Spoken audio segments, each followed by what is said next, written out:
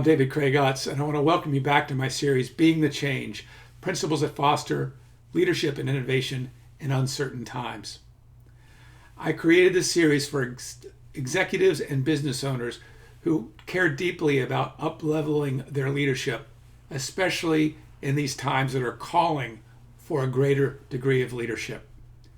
And the reason I focus on principles is because when the proverbial rug is being pulled out from under our feet, when we're in a time of massive transformation and change, principles are something you can always count on and revisit as fundamentals moving forward. They always work. They worked before, they work now, and they'll work in the future. In my last video, I spoke about the power of vision. And I mentioned that vision is built on the law of focus, which states what we predominantly put our attention on expands and grows. And that's why it's so essential as a first step to get crystal clear on your vision and the details of your vision, because that will help you with your focus.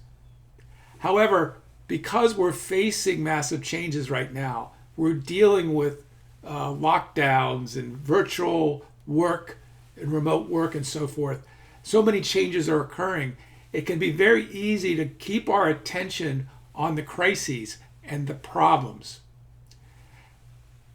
versus the vision itself. So I want to demonstrate why that is important by using this rubber band.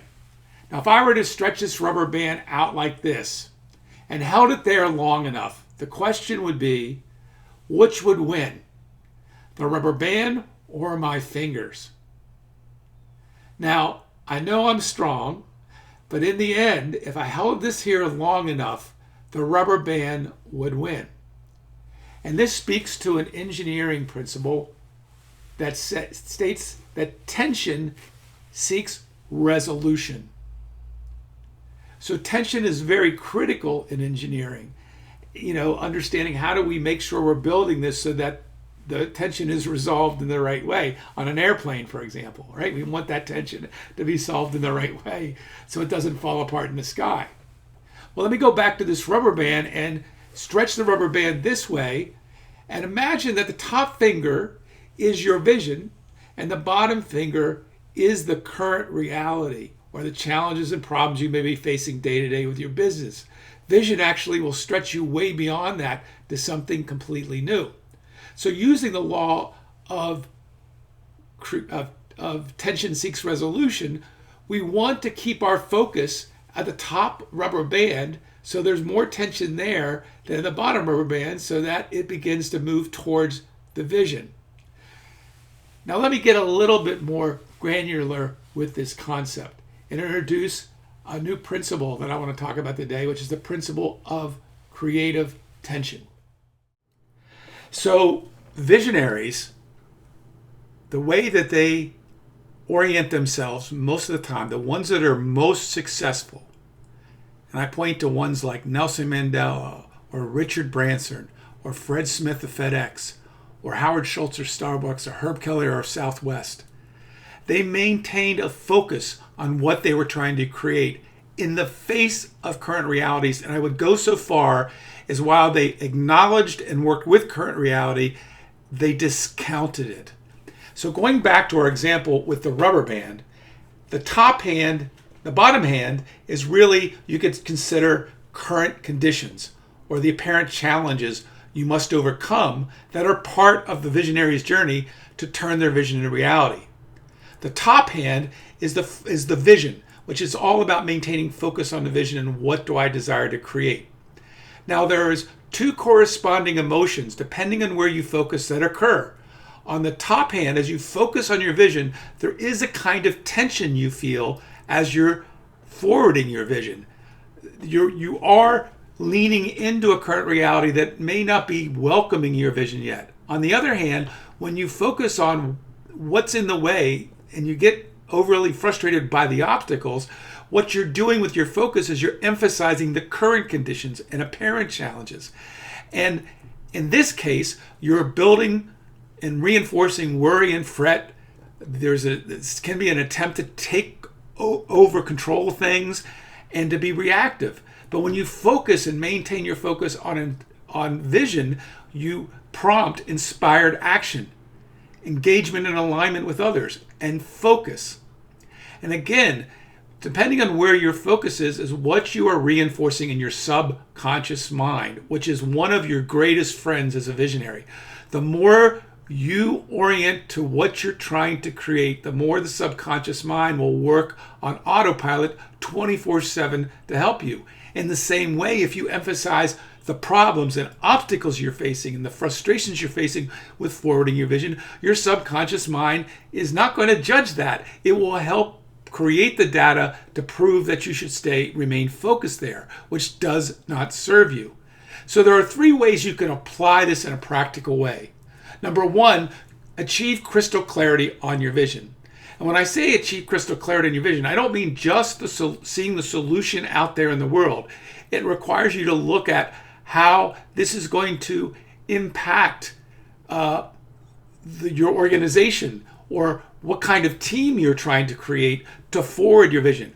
Also, what is the impact achieving your vision will have on you personally, and at the level of fulfillment and enjoyment and everything a fully realized vision can bring to you. So that's number 1. Number 2, you want to employ relentless focus on your vision. And this is about basically working with your subconscious mind and reconditioning your thinking so that your reticular activating system in your brain is looking for opportunities to fulfill it. And the more you shore this vision, the more those opportunities will show up and be seen and taken advantage of. And one way you can do this is really write out a success narrative. What does it look like for the world, for your team, and for you as this vision unfolds? And to read that on a regular basis and see that unfolding. And there's many other ways you can do that. Finally, remain curious as you engage others.